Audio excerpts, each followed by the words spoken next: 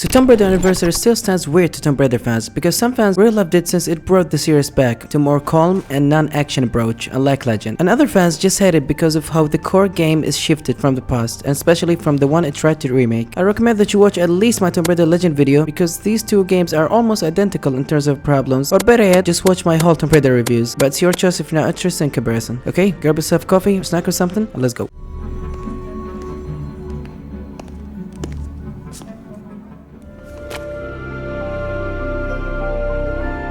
Tomb Raider Legend was a reboot, which, as I said in my Tomb Raider Legend video, it was definitely necessary. And yeah, it changed everything about the original product, but it was a welcomed one because it was good and fun after all. And it's a reboot, not a remake or a remaster, so you can't put the game in the gun's barrel. No, but Anniversary is a remake of 1999's Tomb Raider 1, so there's no escaping from comparison. And to me, this is its very new game. Now, I didn't play many remakes in my life, but most of them capture what made the initial product good. But Tomb Raider Anniversary does the exact opposite. It is so different from the original product that now it's beyond recognizable. While the original game was wide and gives you a ton of freedom in most levels and let you explore, and that's what made it great, especially back in the day. On the other hand, this piece of game got extremely linear areas, and most areas got nothing to do with Tomb Raider 1. Now we'll talk about the puzzles and the platforming in a bit, but I'll mention a couple of things just to make you see my point. See this water section right here? Now it's very linear place of you pulling the lever to make the water rise or fall, and it's just one big room. Where in the original game it was this massive place with tons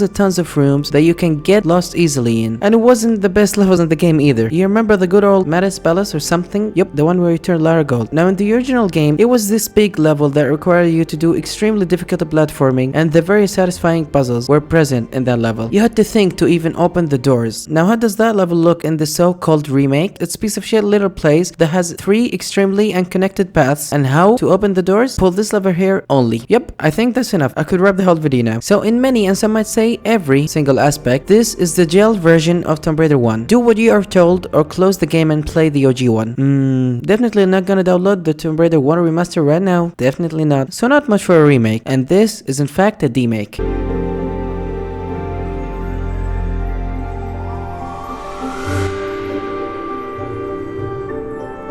Even though this game has the same engine and most things that Legend had, but it plays very differently. Since you know, being a remake and all, it has an obligation to focus on the original product, right? Wrong. So the gameplay in Anniversary often one of 3 things, and the most common one is unfortunately the worst one. So in this game, you're gonna climb until your own skin will have a need to exit your body. Played many platforming games, but this one takes the cake. You're almost always 20 or 30 seconds to be in a platforming section. But how is the platforming? Surely a Tomb Raider game wouldn't fumble the platforming aspect. Well, it did, and did not at the same time. So the core platforming and the moves are good and mostly responsive, and it is the very typical stuff that you expect from Lara in Tomb Raider game. The stuff that you can climb are highlighted well, and the stuff that you can grapple are highlighted clearly. There's even this little wall running that Lara snatched from Ghost Runner, but it is older. I don't care, they stole it somehow. Anyway, it functioned fine, and Lara can speed up herself, and she is as fluid as water. That's like 70% of the time when it works. For the other 30%, it's terrible and restricted and linear and boring, and might as well burn itself in the nearest lava and not less mines. So many issues, like Lara is super unresponsive sometimes, and many other platforming issues, and they all stands out because of one core problem in this game, and that is, my friends, that this game is super scripted. Many ledges and jumps in this game does not work, not because Lara couldn't do them, but rather the devs don't want you to do them. After all, this is the same Lara that can do this jump but can't do this jump in the same game, and that alone made the game super linear and not fun to play for me. In most cases, especially towards the end levels, it becomes super annoying, and almost after 2 steps I asked myself, should I keep doing this? What is the gauge of the jump, or what can I really climb into? You can never know for sure, so pretty much do exactly as the devs intended to work or die. That issues becomes harder and harder because of 2 gigantic issues related to it. The first one being the camera. Damn, this is one of the worst cameras in any Tomb Raider game ever. In the Colosseum, I had trouble knowing where the hell I'm supposed to go, and that all because of this stupid jump right here. It was invisible from the other side, so there's no way you can know there's little space here unless you jump. Yeah, the game pulled the camera away towards it, but that didn't happen to me because of this stupid mechanic that is sometimes when you move, it breaks the camera transition. Yeah, and that happened quite plenty of times. This jump right here in Mada's Palace, the camera does not transition to let you know where you're supposed to go next, and you might as well say, what's the big deal? Just do the platforming again. But wait, it's not that simple, because these platforms platforms here are timed. So if you miss the jump because of the camera, you have to go up and pull the lever again and start all over. So stupid and rage baiting to the maximum for no reason at all. And it happened a handful of times in this game. Legend only did it like 2 or 3 times, but dear god does this game take it to the absolute limit and then exceed some. Okay, that's the first issue that makes the platforming worse. What is the second issue? Again, the stupid save system. So this game features the exact same mechanic as its predecessor, which is that you can save the game only for the game to set you back to the last checkpoint. Same issues with Legend. I won't talk about it much, but know this. In some cases, I replayed some sections for far too long because of the camera and unresponsive issues, and had to fight the same enemies over and over, all of which because the game doesn't have a save system. Be it not a save game, I don't care. But isn't it more fair to design the game more polished and with less bullshit? Or if you have a clear flaws, just give me the manual save. Okay, that's it about the second issue. Some moving issues are still here as well. Swimming stays too complicated and too restricted and worse than the core design games by a mile or two, and it's even worse than Legend as well, because this game focused on it quite much. Anyway, this is everything related to the platforming. This game has a lot of it, and if you have this much quantity, you should focus on the quality of it more. Well, yeah, they do in some aspect of platforming, but when it doesn't work, which is a good chunk of the game, it's super frustrating and unbearable.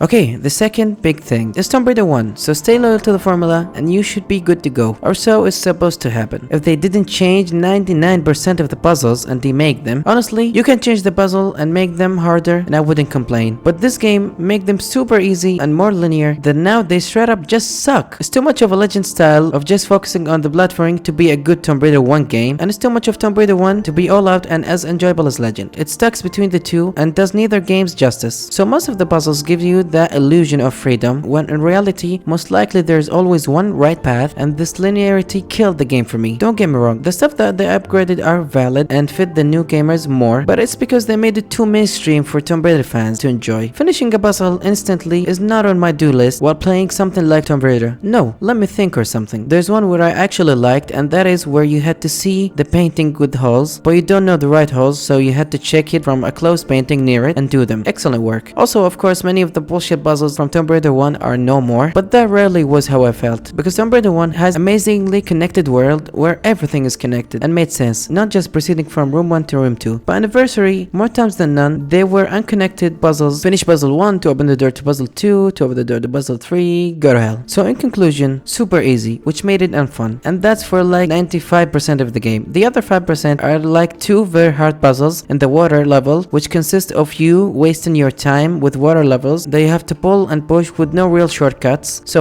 one time and do the whole puzzle again. It's just tedious. The other hard puzzle is that one. It's not extremely hard or whatsoever, but it's comparatively hard, and I hated these 2 hard puzzles because they broke the pacing of this game. You can't give me 50 easy puzzles on a row and then slap me with a hard puzzle out of nowhere. They should have understand the pacing of this game more, just like Legend. So that's the puzzle. Tedious, too easy, and when it's hard, it's out of nowhere, and it's a disgrace to Tomb Raider 1. Little things to mention are the combat does now have slow motion, and that slow motion is terrible because of the colors. It's still washed up, and sometimes even when you do the dead eye from Wish correctly, you still don't hit your shots. And I can finally target switch now after it being bugged for me in Legend, and temporarily weapons are no more, thankfully. Other than that, it's the exact same from Legend. Some enemies, especially from the end game, damage could have been toned down a bit, and I hate how they can lock stun you, but overall, I'd say it works alright. Boss fights now have rage meter. When you feel it, you can do an attack that you have to dodge to do your dead eye, or do a gimmicky thing to it. Boss fights are far between, but when they come up, I find myself enjoying it a bit. Craft Manor is back, and this is the best version of it, in my opinion. I can't believe that Crystal Dynamic hits the mark twice with the Craft Manor on a row. You can do interesting puzzles, and backtracking is amazing as well, straight out of Resident Evil, and that's the biggest thing for me. You can even read your journal to give you a hint or something. If you are rich, the maze from Tomb Raider 2 and 3 is back, and now you get a map for it, so that's gonna become handy. Cool stuff. However, this jump right here is bullshit and can go to hell, and this little grapple use could have been clearer. Other than that, I spent 2 hours on the Craft Manor, and saying I enjoyed myself would be an understatement, because I loved and breathed the curved manner here. And it got me wanted to Resident Evil ASAP. Please, RE9, when? QuickTime event makes its unwanted return here, and it works just like in Legend, only a bit less annoying to be completely frank with you. Glitches have happened, but they don't break the game most of the times, and the ones that I think is worth mentioning is this stupid boss fight with the dinosaur that almost took me half an hour because it was glitched, and the glitch is basically him not being able to move. Definitely gives Walter White Jr. a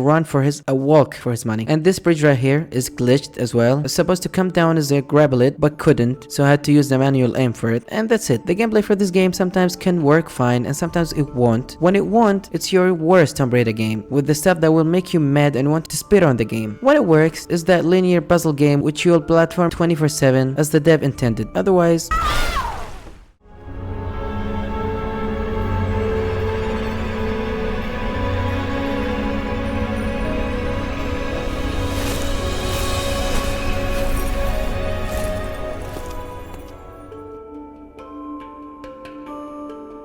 this game doesn't waste much time on the story, so I won't either. The base elements of the story stands the same here as well, with semi-altered things like Lara of course is more humane now, especially when she gets her first kill near the end of the game. It's a bit connected to her family, it has more depth compared to the OG Tomb Raider one, and it's definitely better. The music is typical, I don't find myself lost in it by any way, shape or form. However, I find it a bit underused, and it could be because of the game wanted you to have that feeling of exploring. However, I wished it has a little more, but the ones we have are fine, and it has a bunch of remakes of pieces from the original game, which might get you right in the nostalgic organ.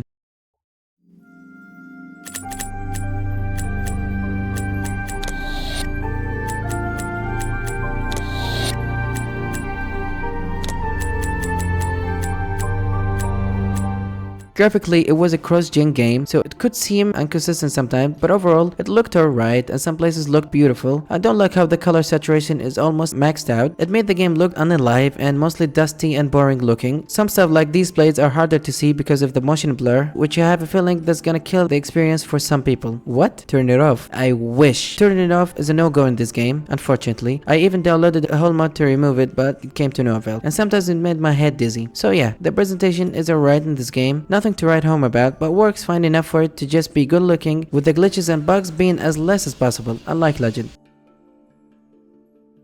So that's it. I really tried to love this game, especially since it's one of my closest friend top 10 games ever, but I guess he turned out to be so that's that. Unfortunately, I don't like it that much. It felt too shy to be either a Legend continuation and a Core Design Legacy continuation, and it failed both. I don't like the gameplay and how boring and one-dimensional it is. Many things could have been handled a lot better, especially compared to the original game, but other than that, it could be appealing to some, I guess. This game took me an exact 13 hours with the credit and the craft manner and the glitches, chunk a whole hour without the glitches, and that's significantly more than my 7 hours and 53 minutes in Tomb Raider Legend, but it's still the second shortest game after Tomb Raider Legend. Most of it was frustrating and boring, so finishing the game fast was a plus for me. That's it. If you're interested, you can watch my other 8 Tomb Raider videos and see what interests you. Next video gonna be Underworld, and after it, it's gonna be a surprise game, but most of you will not know it. That's it. Take care.